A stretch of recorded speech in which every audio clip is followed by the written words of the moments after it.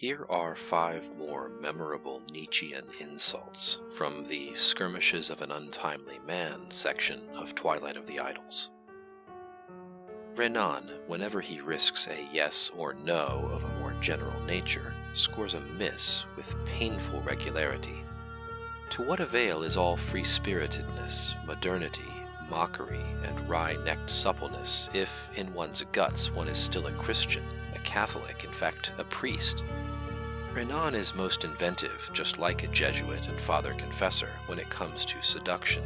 His spirituality does not even lack that fat, broad, popish smile. Like all priests, he becomes dangerous only when he loves.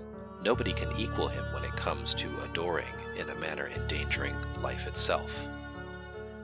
Nothing of virility, full of petty wrath against all virile spirits, wanders around, cowardly, curious, bored, eavesdropping, a female at bottom, with a female's lust for revenge and a female's sensuality.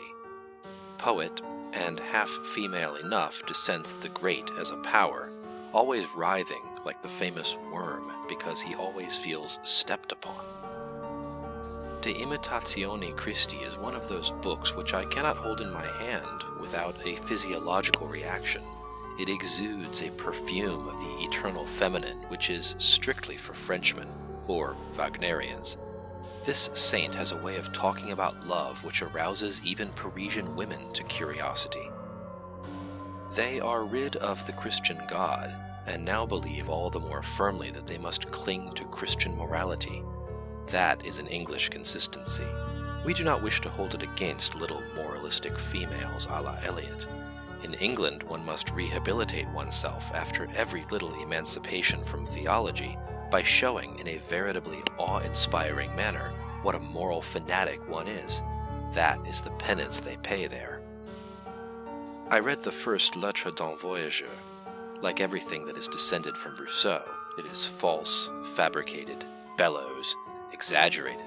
I cannot stand this motley wallpaper style any more than the mob aspiration for generous feelings. The worst feature, to be sure, is the female's coquetry with male attributes, with the manners of naughty boys.